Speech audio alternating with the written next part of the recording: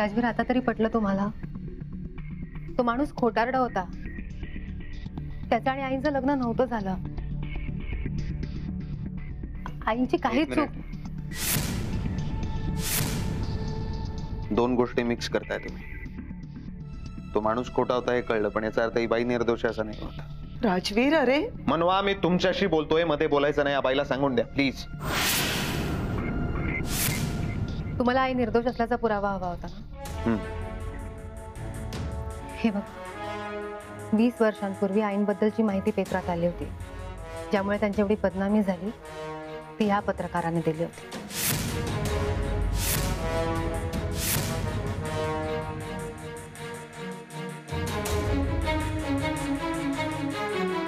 बाबा भेटले या पत्रकाराला.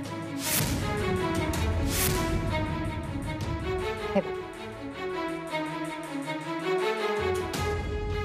हो, मीच दिली होती ती खोटी बातमी.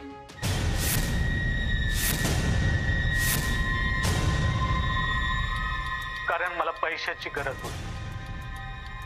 त्या बातमीमुळे मला खूप पैसे मिळाले होते. बातमी दिली आणि नंतर मला कळलं की त्या घराचे वासेच फिरले.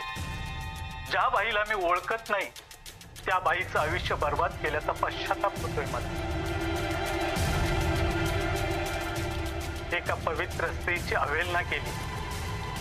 देव मला कधीच माफ करणार नाही. देव मला कधीच माफ करणार नाही.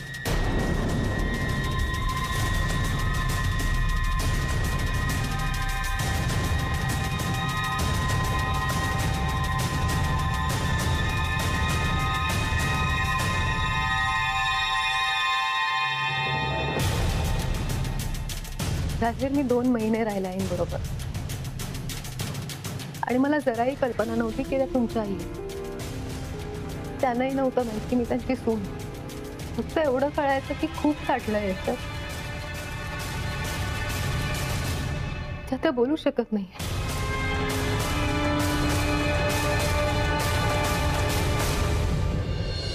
एकदा त्यांच्याशी बोलताना कळलं की त्यांच्या आयुष्यात काय काय घडलंय, किती गैरसमज झालेत आणि त्या गैरसमजांमुळे त्यांना त्यांच्या मुलावर प्रेम करता आलं नाही.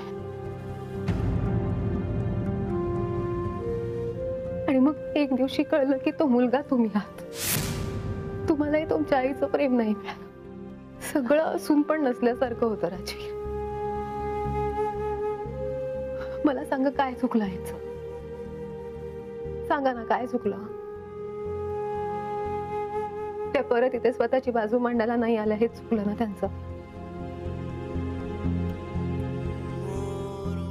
राजवीर, इथे त्यांचा कोणीच विश्वास ठेवत नव्हतं. मग ज्या ठिकाणी कोणीच विश्वास ठेवणार नाहीये तिथे कशा येणार होत्या त्या? अजूनही वेळ नाही गेली आहे. प्लीज आईना ऍक्सेप्ट करा.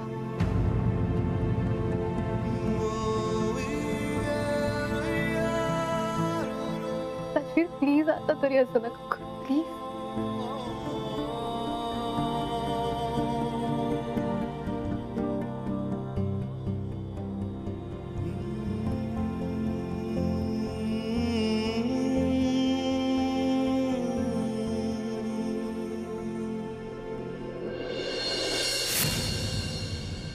आई,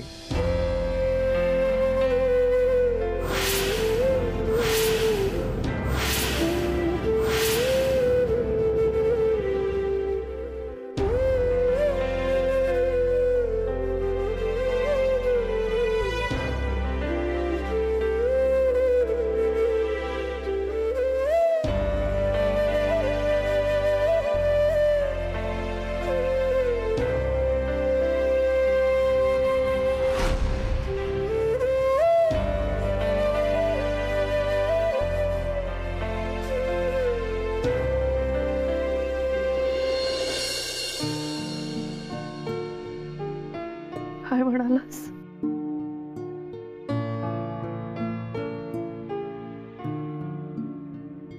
पुन्हा बोल. काय म्हणालास? आई,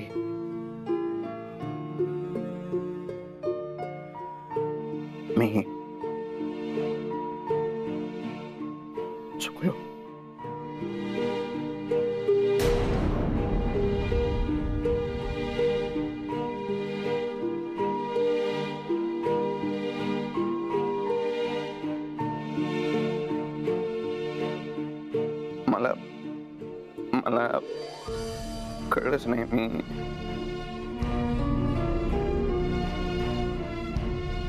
इतकी वर्ष मी त्या सगळ्यावर कसं काय विश्वास ठेवला.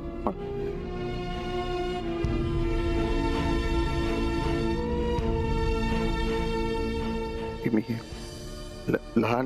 लहानपणापासून मी खरं खोटं करण्याचं कधी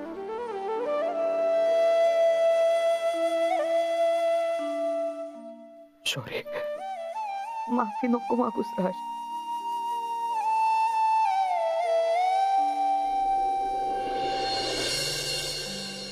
आता राज म्हटलं तर चालेल ना?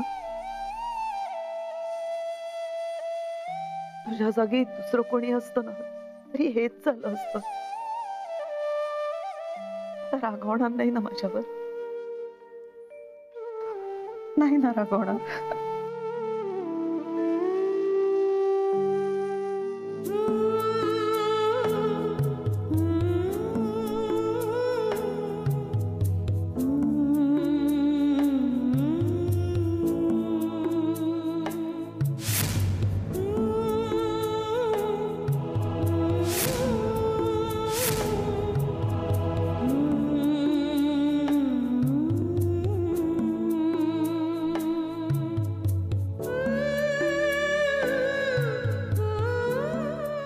वहिनी, आम्हाला देखील माफ कर. चुकीच्या गोष्टींवर विश्वास ठेवला आम्ही. हो ना, मला पण ना खरंच म्हणजे मनापासून असं आतून वाटत होतं की साधना वहिनींनी काही केलं नाही म्हणून. मी खरं सांगते माई, मला खरंच असं वाटत होतं की साधना वहिनी निर्दोष आहेत म्हणून.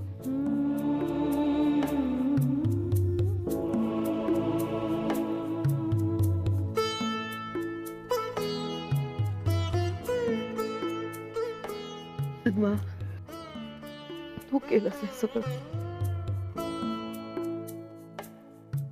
तुझ्यामुळे शक्य झालं. तुम्ही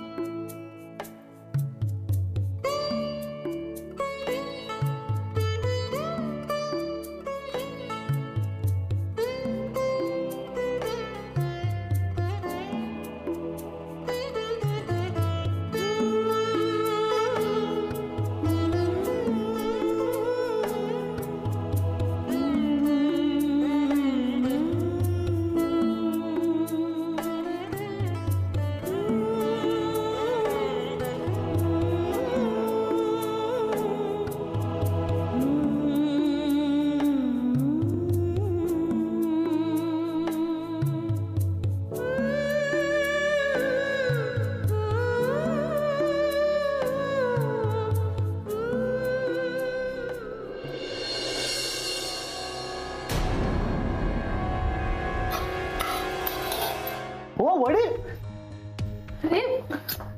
काय करताय? अहो डोकं फिरलंय का तुमचं? काय माणूस आहे हा? अहो काय करताय? काय शांत व्हा जरा. अरे काय शांत व्हा? इतकं सगळं केलं पण काय हाती आलं आपल्या? मग चिडचिड कशाला करताय?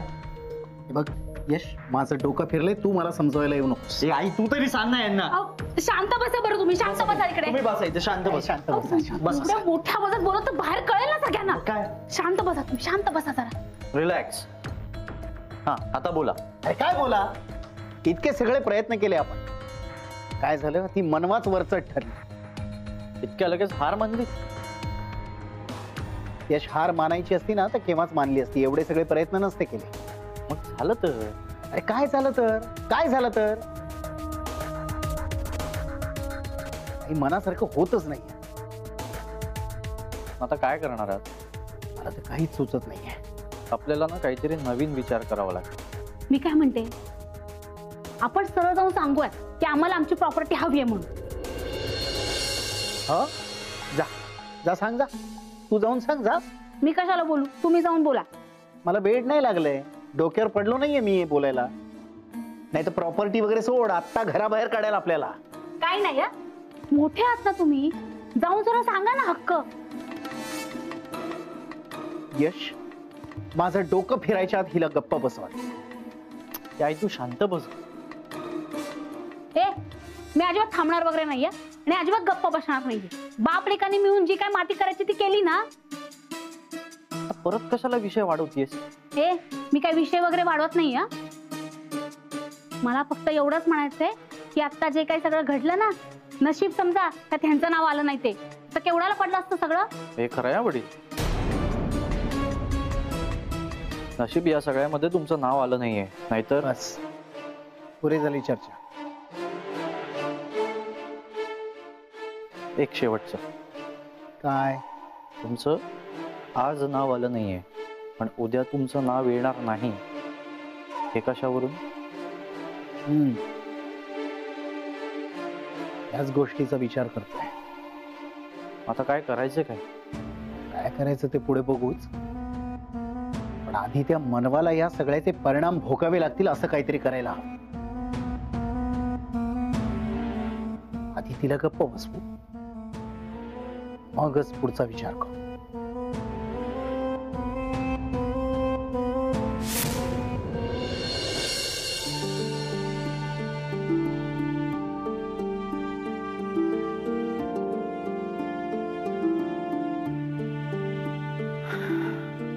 कुठे होता तुम्ही?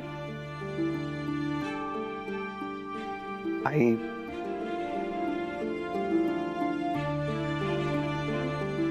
आईशी बोलत होतो. वाटलंच मला, म्हणूनच मी नाही आले तिथे.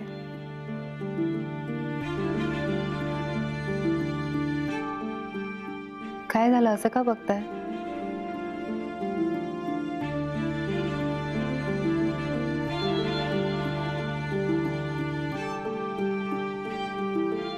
काय बोलू मनवा? कसं थँक्यू म्हणू तुम्हाला? राजवीर, थँक्यू कशासाठी? नाही मला माहिती आहे, थँक्यू हा शब्द खूप छोटा आहे. तुम्ही जे केलंय माझ्यासाठी. राजवीर प्लीज प्लीज थँक्यू नका म्हणू. काय म्हणू सांगा मनवा?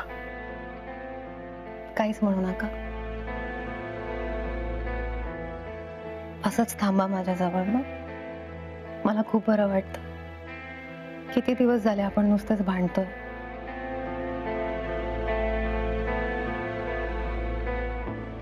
I am sorry. आता सॉरी का? तुमच्यावर विश्वास ठेवायला हवा होता मनवा. ठीक आहे आता जाऊ दे, नको तो विषय. खूप मनापासून म्हणतोय. I am sorry. हे असं व्हायला नको होतं. राजवीर बास आता. आधी हे सॉरी आणि थँक्यू म्हणणं थांबवा.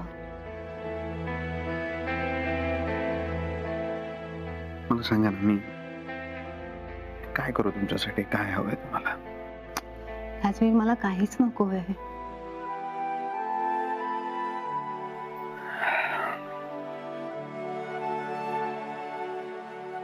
तुम्हाला असं हसताना बघून खूप बरं वाटतंय मला.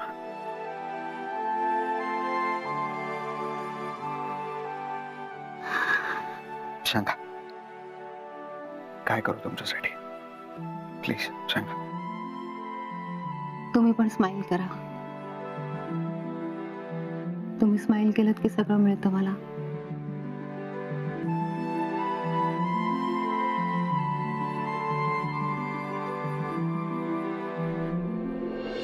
हो, मीच दिली होती ती खोटी बातमी.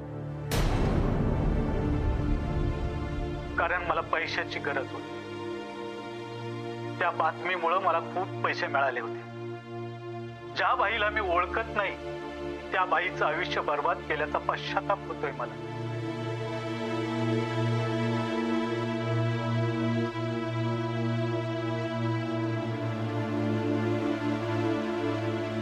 अशी सुद्धा माणसं असतात.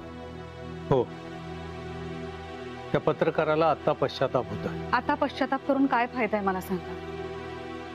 साधनाताईंना या सगळ्यामुळे जो त्रास व्हायचा तो झालाच की नाही. त्याने किती भोगलं या सगळ्यामुळे. खरंच त्या कोणत्या परिस्थितीतनं गेल्या असतील याची आपण कल्पना सुद्धा नाही करू शकत. पेपरमध्ये अशी बातमी येणं म्हणजे किती धोकादायक आहे. त्यांची किती बदनामी झाली असेल हो. शिवाय राजवीर अजूनही त्यांना आई म्हणायला तयार नाही. आरती, हा व्हिडिओ बघितल्यानंतर सगळे गैरसमज दूर होते. म्हणजे तुम्ही हा व्हिडिओ पाठवलात का मनूला? हो, पाठव. तुम्हाला कसं कळलं या पत्रकाराबद्दल? माझा एक जुना मित्र आहे, संपादक होता. त्यांनी शोधून काढलं या पत्रकाराला. मला एक सांगा, या व्हिडिओचा खरंच काही फायदा होईल असं वाटतंय तुम्हाला? मनू हे सगळं पोट तिडकीने करते. तिने या सगळ्यासाठी खूप मेहनत घेतलेली. तुला असं वाटतं तिची ही सगळी मेहनत वाया जाईल? मनुष्य काही बोलणं झालं का तुमचं? तिने हा व्हिडिओ दाखवला असेल का? मी पण तिच्या फोनची वाट बघतो. तुम्ही कशाला थांबताय? तुम्ही फोन करा ना मनूला. नाही, नको. तिकडे नेमकं काय चाललं असेल याची आपल्याला कल्पना नाही. आपण थांबूया थोडा वेळ. ठीक आहे. हे बघ, मनूचाच फोन आहे.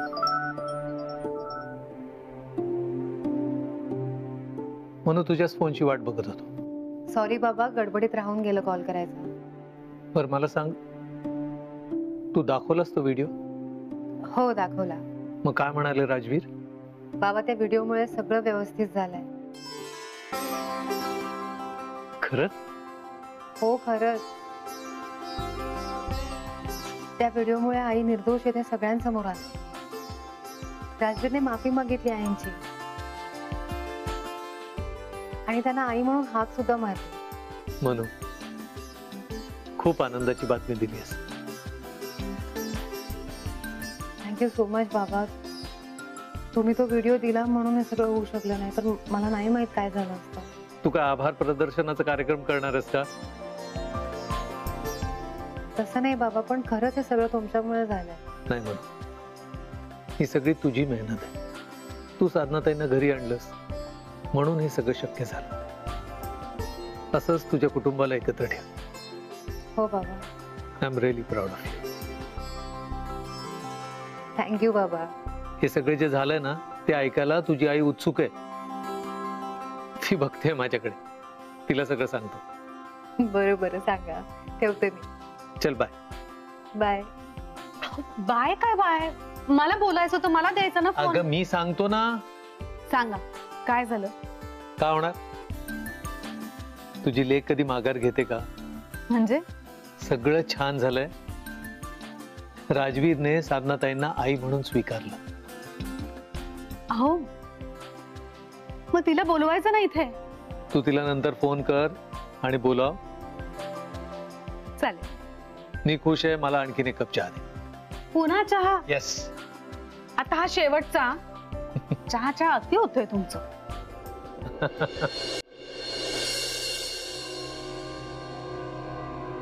हे काय, अजून काहीच तयारी नाही झाली? होईल. ए मम्मा, तूच वाढ ना जेवायला. मला खूप भूक लागली आहे. अरे थांब का जरा, ती मनवा येते ना. थांब जरा. तू जातेस का मदतीला? नाही, नको. कशाला? ती करते ना, करू देतील. माई राजवीर कुठे? अरे येईल. ए माई, त्या मनवा वहिनीला सांग ना लवकर आवर म्हणून. भूक लागली आहे ना मला. नंदा, बहिणी तर आत्ता आली. अरे मग आतमध्ये कोण आहे? धन आहे का? नाही, धना तर सुट्टीवर गेली ना.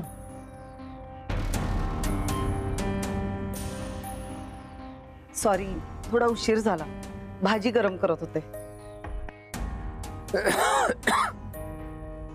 आई, तुम्ही बसा, मी वाढते. नाही अगं, मी पण वाढते ना.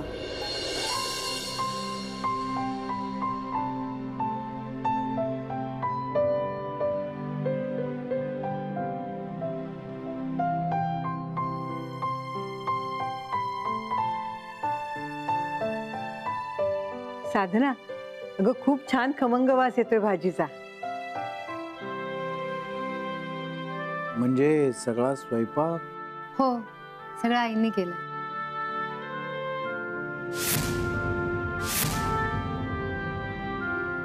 मनवा, अगं ते वाढ ना. हो राजवीर, आईंनी तुमच्या आवडीची अळूवडी बनवली आहे. हे घ्या.